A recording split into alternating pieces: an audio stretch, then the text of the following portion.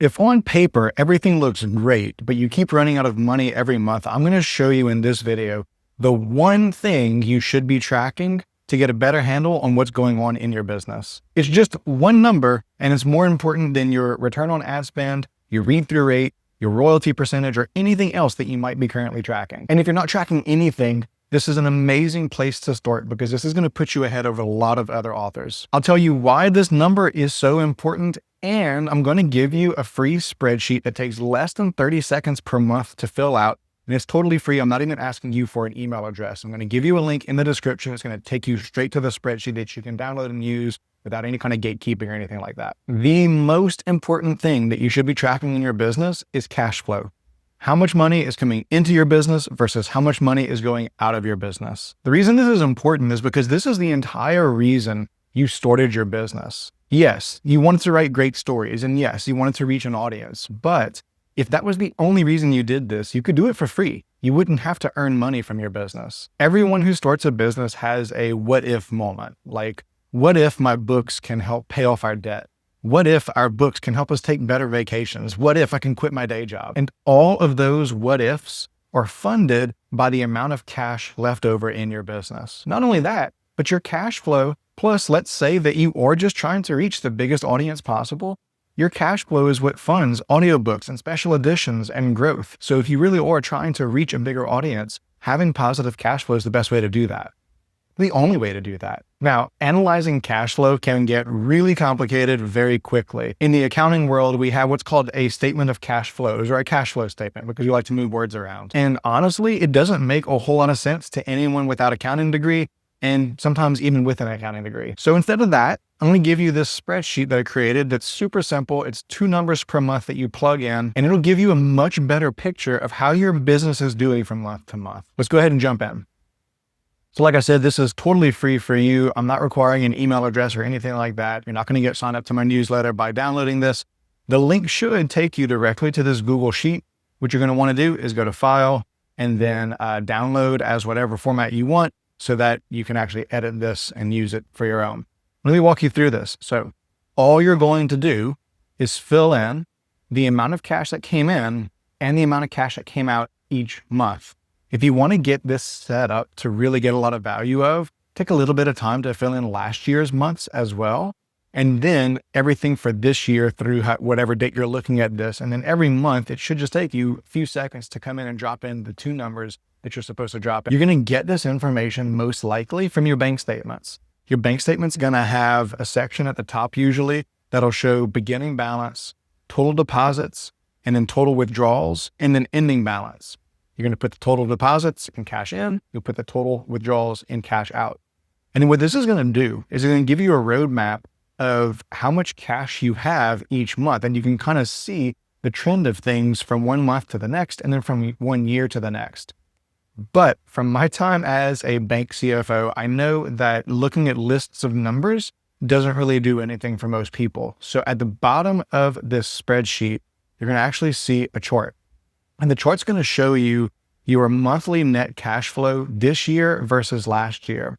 So you can see here that there's very obvious trend upwards during the end of the year. Very common for self-published authors whenever you have holiday sales and everything else coming up. And what we can see is this year's cash flow is better than last year's cash flow. So if we were just looking at month to month, let's say it was April, and we just came off of a really, really good March, you can see that April's cash flow decreased a lot from March. And so if you're just looking from March to April, you might think, oh my gosh, my business is failing. I'm running out of money. I don't know what's going on. But if you look at it compared to the prior year, March was significantly higher than it normally is. March is actually a blip. So if you look at this, like it comes up, then it comes back down, then it goes back to your normal distribution here. So maybe that just makes us think, what happened in March? Did you have a pre-order get released? Did you have a Kickstarter that funded? Did you do an in-person event that brought in a lot of money? Or maybe this indicates that there's some sort of issue with timing. Maybe the date that your deposits from February, your Amazon royalties, sometimes those get deposited at the beginning of March instead of the end of February because they normally come out at the end of the month. February is a shorter month. And so maybe March is actually accounting for 2 months of Amazon royalties, the ones from February and the ones from March. Regardless though, this is your starting point. This tells you what you should be looking at and lets you know what you can expect. You should set goals based on this. If you want to make sure that you're bringing in more cash every month than the year before, then this is a quick way to see that. Now, there are a whole lot of things within these numbers that may tell a bigger story. And that's where a lot of the accounting stuff comes from. That's where you can get accruals and prepaids and depreciation and inventory and things that you see in a financial statement that really start to get confusing. But if you start here, if you start with your cash flow, then it kind of makes you ask those questions to yourself to say, why did this increase so much? For example, maybe at the end of the previous year, you used a lot of cash to buy a large amount of inventory. And so that would show as cash coming out of your business in the previous year. But then if you sell that inventory in the current year, then it shows as an increase in cash. And there's nothing wrong with that. It's just data. It's just information to know why what happened is happening. And so you can kind of test this against your expectations. And if it doesn't meet your expectations, if you thought cash was going to be higher than it was, or if you thought cash was going to be lower than it was, then it just makes you start thinking and digging about what actual things are coming in and out of your business. What this also does is if you see the cash out every single month, you can start taking the average and figure out what's the average amount of cash coming out of your business every month.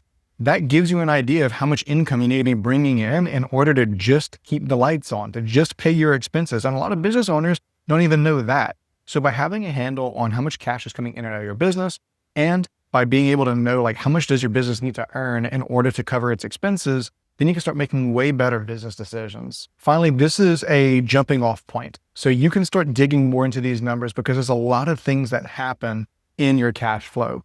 You have your regular royalty income and sale income coming in. So that's all cash inflows. And you have your normal business expenses like your subscriptions and your inventory and your cover designs and all that stuff coming out of your business. And that's cash out. But you also have other things happening in your business.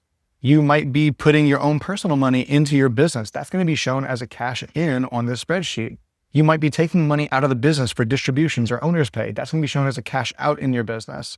You might be paying back debt. That's going to be a cash out in your business. And that's where the cash flow statement starts getting really complicated. It tries to break out all the cash activities between your operating, investing, and financing activities.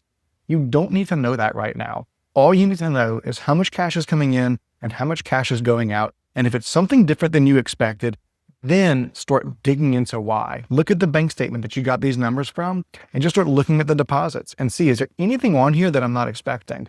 Look at the withdrawals. Is there anything on there that you're not expecting? It wouldn't be a terrible idea to over here on the side, just enter in some notes each month if you notice something that you didn't expect. Like in March, whenever sales popped up to 7,100 or your deposits popped up to 7,100, you could put a note over here that says launch, Kickstarter release, event, personal contribution to the business, whatever the case is, put a note over here. And now you have a history of how your business has done. And every year you can copy this tab over, get everything from this year, copy it over to last year and start fresh with this year. And now you have a timeline of the cash history of your business. And that's going to be super valuable as you start playing with things. Not only that, but if you're applying for any kind of loans and the bank wants to see your P&L or whatever, your P&L just tells a partial story of the cash in and out of your business. And the banks try to come up with their own cash flow statement and cash flow analysis.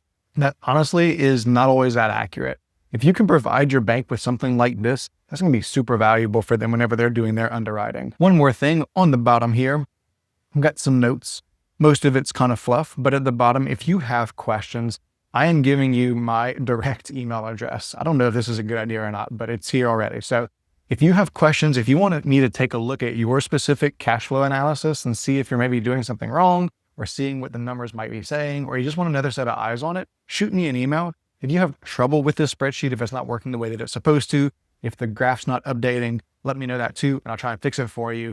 And if you want other tools and want to see what else we can do for authors, you can visit our website at authorcpa.com. I hope that was helpful. If it was, a like and subscribe on this video would sure be appreciated, but I do appreciate you just watching through this. The views help too, but you can see how this doesn't need to be complicated. Accounting tends to overcomplicate things. And the reason is the purpose of accounting is to make businesses comparable. If you're looking at the financial statements of two different businesses, you should be able to compare them side by side and be able to make a decision on those two businesses.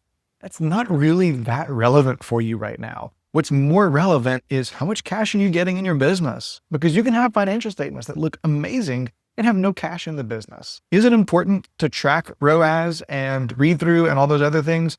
Yeah, it can be, but only to the extent that it increases the cash in your business. So if you are tracking some of those other metrics, I'm not saying stop tracking those, but start tracking them alongside the cash in your business. It would be really interesting to see whenever your ROAS is this, what does your cash flow look like? Whenever your read-through rate is that, what does your cash flow look like? And you can start putting the pieces together to see, ooh, if I pull this lever, it's going to increase the amount of cash that I have in my business. And that's why this is so important, because the whole purpose of your business is to increase the amount of cash coming into it so that you can do things with that cash that really make a difference in your life and in the world. And if you have a better understanding of what increases or decreases cash in your business, then you know now what levers to push and pull whenever you need to see more cash coming in more quickly. So grab that spreadsheet in the description. Again, no email required. Let me know if this was helpful, and I will see you next time.